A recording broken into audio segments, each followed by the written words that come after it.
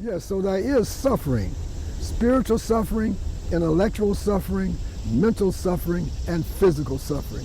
So we want to attack, quote unquote, attack this problem spiritually first. We want to come up to our source, that unlimited source of all intelligence, that unlimited source of omnipotence, that omnipotent source, that eternal source of omnipresence is present everywhere. And this is the source of our being. So to pull out this knowledge, we're coming from ancient Nile Valley civilization, as well as ancient Indus Valley civilization. And we get to the source of our ancestors' spiritual belief, we see that the first thing that they acknowledged was the fact that we're spiritual beings. When we came down, fell down, and started dragging into this latter Egyptian, Greco-Roman concept of the self, then we were into the physical concept. We're thinking the body is a self, so we're related to a particular race, creed, some kind of material designation. And intelligence has been dulled. Most of the knowledge that we're getting is knowledge of the physical. We're not developing spiritually. As a result, we're not developing as well as we can intellectually. Neither are we developing mentally as we have the potential to. So we say, see the self as spirit, come to the spiritual platform, change the way we look at the self. When we change the way we look at the self, we change the way we look at the world. And when we change the way we look at the world we look at changes. But it's a matter of revolutionary, seeing the self as spirit. Seeing the self as spirit. Changing the way we look at the self. And so we say, change the way we look at the self. Call out the holy name. There are holy names that have been chanted since time immemorial in various spiritual traditions throughout the world. So we say, take one of those names, whatever part of the world, whatever part of the universe you're in, take one of those holy names and call it out. A follower of Yeshua might want to call the name Yeshua all the time, or Jesus all the time. A Hindu might want to call the name Krishna. A Buddhist might want to say Nam-myo Renge-kyo. We might want to chant the name of Jinyami from a certain part of Africa. There are many, many names for Supreme Being, but we want to associate with Supreme Being. By associating, there's a similarity. The more we associate with whatever it is, we associate with it constantly, we become devoted to it. The more devoted we are to anything, we're ready to offer everything to it. So our coming to the spiritual platform, seeing the self as spirit, calling out the holy name, and then offering everything. For us, offering, surrender, submission, and service are synonymous. The Hindus might call it offering. The Christians might call it service. The Muslims might call it submission.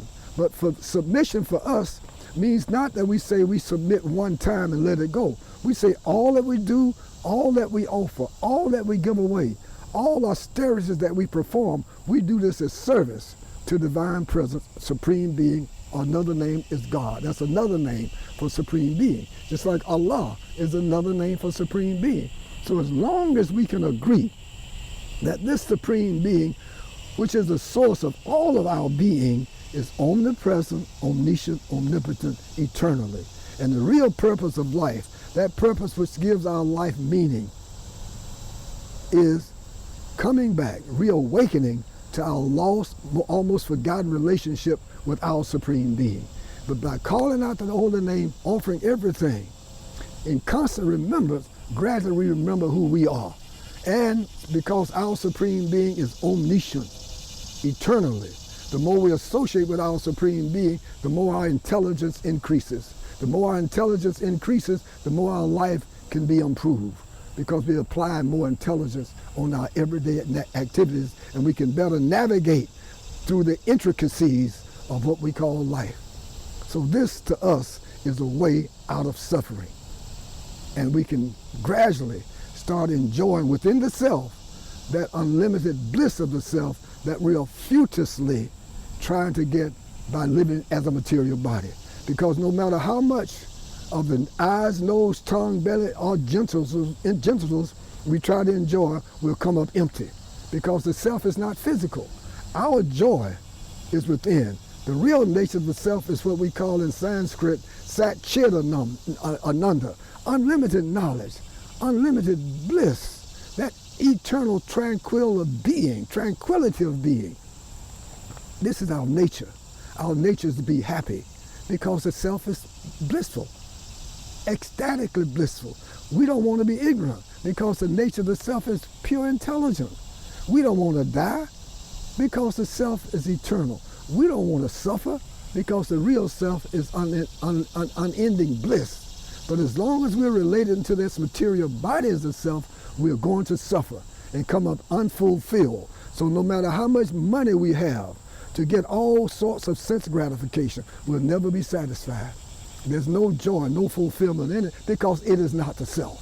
So no matter how many yachts we might be able to get, someone will have one a little bigger.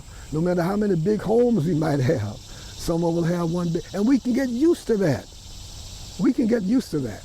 And so there's no fulfillment. But when we start going within, seeing the self and spirit, offering everything, calling out the holy name, gradually we are reawakening into our real self. And we start realizing fulfillment and that eternal peace within our own being.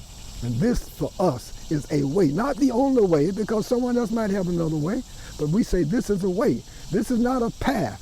Path implies that we're going somewhere. But this way, we're simply coming back to the self. We're just coming back to your very best being. So the way out of suffering is to come back to yourself. That's why oftentimes this is called self-realization. Any questions? Not any question. Expound on self-realization. We know what the term means, but in a practical sense, how does one get to that? Of course, being honest with oneself at the time, but can you expound on that? Yes, to know the self. This is why we say, acknowledge the fact that we're spiritual beings. This is a total revolution. We're changing the way we look at the self. That's 180 degrees. See? We've been working or laboring in the, as we said, the latter Egyptian or Kemetan, Greco-Roman, European concept of the self. That concept belies that the self is a material being. So we have these ancestors. We have these extensions of the self from the physical point of view. But see, on the spiritual level, our only ancestors, our only descendant, if you will, our only source of being is Supreme Being, which we call divine presence. So when we acknowledge that we're divine presence, we constantly are looking out through this body. Just as you see yourself like you see the sky. You're looking out through the body. I'm not the body looking out. Actually, I'm looking from here, from that between the two hemispheres of the brain. We call it the first eye, some call it the third eye, some call it the pineal gland. But these here, we're looking out through those.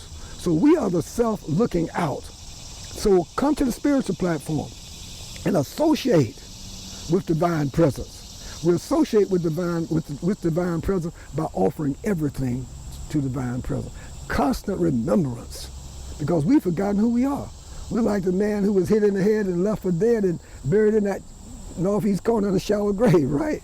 Some of us have been so long in that shallow grave, we're upside down in the shallow grave, right? But we're coming back to the self. Coming back, see the self as our ancient ancestors did. So we have to go back and get it. And so those of us who are talking now, we have gone back and we've got it and we found out that we were always here. So when we're able to see this one, because we say this divine presence is omnipresent, it's everywhere. There's nowhere where it is not. It pervades and transcends the trees, the river, the seas, the fish, the human being. So all of us are intricately related.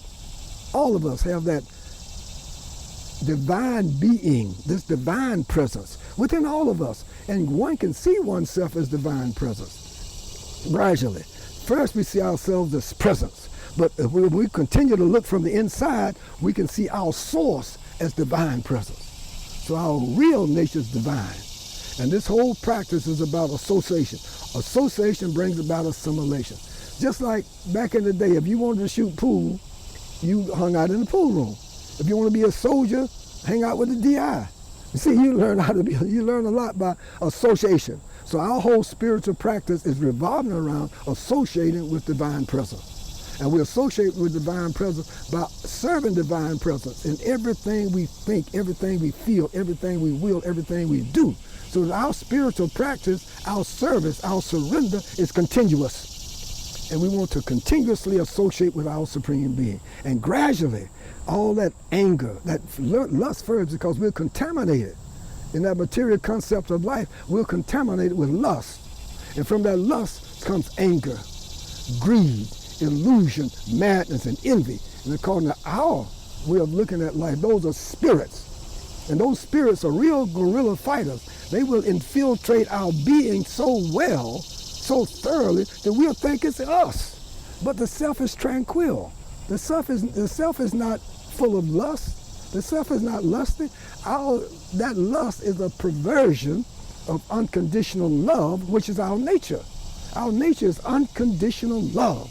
But lust has us wanting to gratify our senses using another living being, somehow or other, or something else. Lust is never satisfied. It burns like fire. We talk with anyone who's had the facilities to have any kind of sense gratification with eyes, the nose, the tongue, the belly, the genitals. They will tell us, and we know from some of our meager experience, that we're never gratified.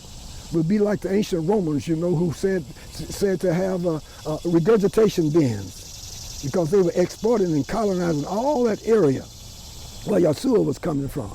And they had so much, and they would regurgitate and go back and eat some more, trying to get gratification out of the senses. A person can have sex all the time. Pretty soon it makes no sense. And then what happened? You get as illness follow that. Different kinds of sicknesses follow that. Same way with the eyes, the nose, the ears. You see some of these younger people playing the music so loud, trying to enjoy it more and more, and they end up damaging the ears. Or they eating all kinds of different kinds of food, or drinking all kinds of stuff for sense gratification, and end up damaging the parts of their body. So it's a losing battle, and we're trying to get satisfaction out of there. And because we're not satisfied, we become slaves to it. We call them sense grataholics. A lot of these people who parading around as so-called leaders have no control over their own senses. How can you lead someone else when we haven't been able to lead ourselves? To lead myself, to boss myself, should come first.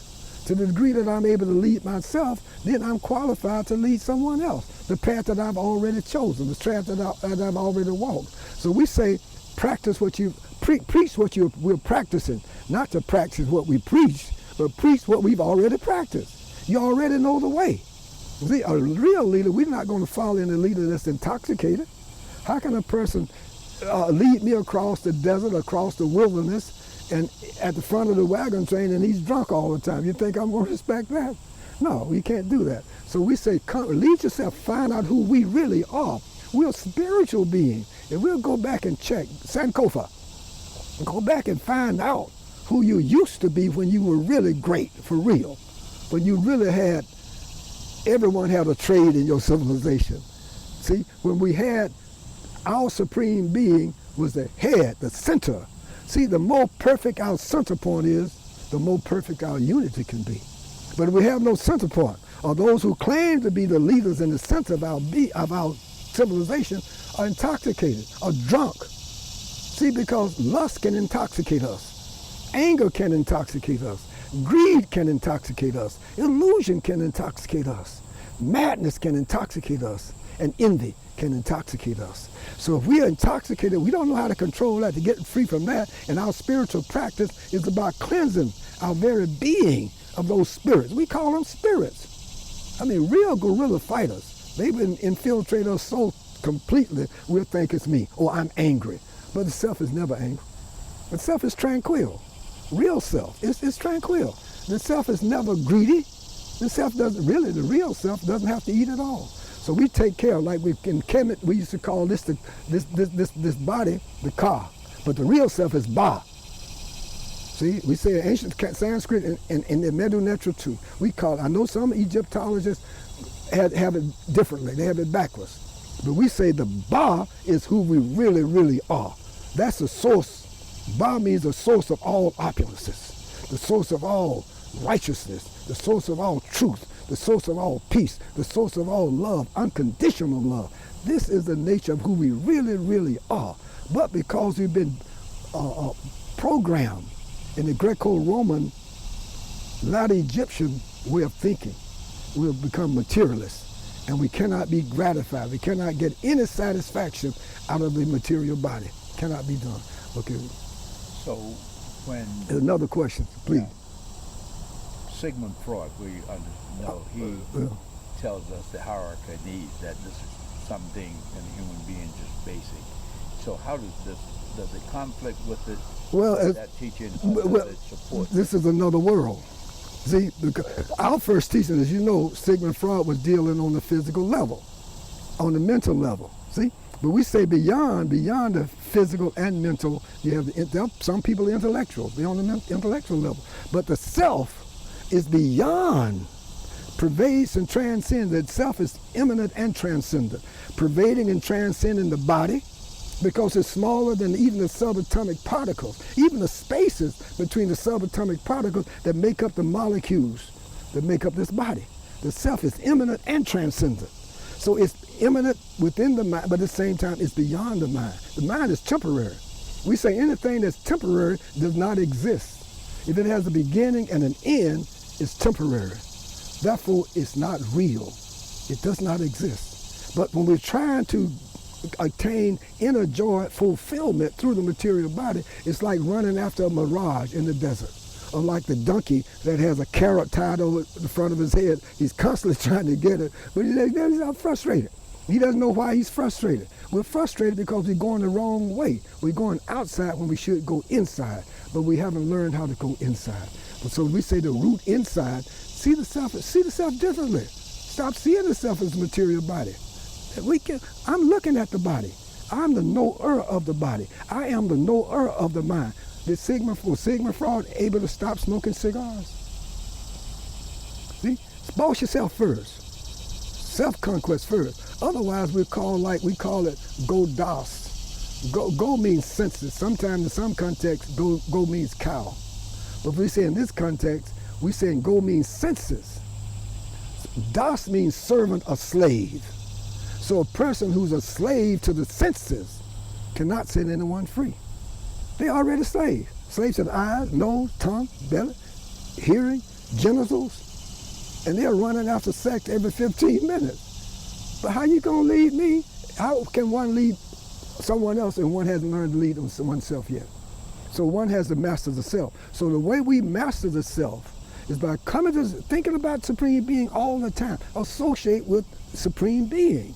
And the way we associate, when we say we serve Supreme Being, that's to help us associate with Supreme Being. So we don't say we submit one time and say, oh, it is the will of God, so we let it be like. No, we say serve God all the time. Every breath we take, every move we make, before we hear anything, offer it to God. Before we taste anything, offer it to God. And that way we're in constant association with God. Try to remember God all the time, not just in our agony, but in our ecstasy. Most of us can call on divine being or God during our agony, but when we're in our ecstasy, we forget about God altogether. But we're saying God is your own supreme being, not some spook out in the sky.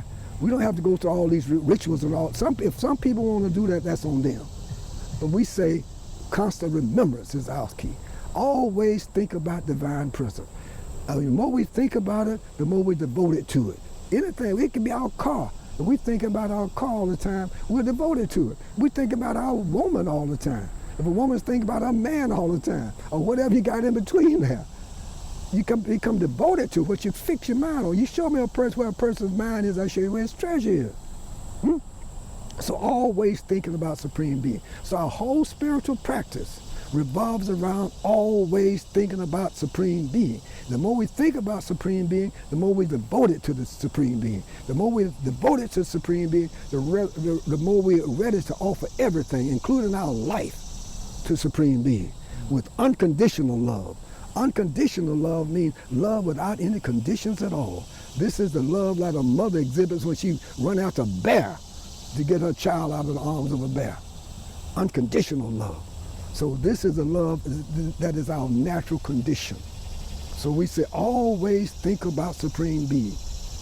And you become devoted to Supreme Being. The more we're devoted to Supreme Being, the more our intelligence expands. The more our intelligence expands, the more we can be better at whatever our calling, whatever our profession is. This is the nature of the self. And this is the nature of what we really are. We're eternal, full of unlimited bliss and knowledge. This is why we want to be happy. This is why we don't want to be ignorant. This is why we don't want to die, because the self is eternal. The real self is eternal. So we say there is suffering. There is suffering. Lord Buddha talked about the right view, right concentration, right mindfulness, right thought, right effort, right behavior, right speech, right livelihood. But when we purify, because by nature we're virtuous, by nature we're moral. For those who want real victory, we gotta strive for morality. But we are moral by nature. We're virtuous. We're ethical by nature. We're pure by nature. In quality, we're one with Supreme Being. We're all children, if you will, of our Supreme Being. All of us are inextricably interwoven, pervaded and transcended by divine presence. And this is the goal of our life.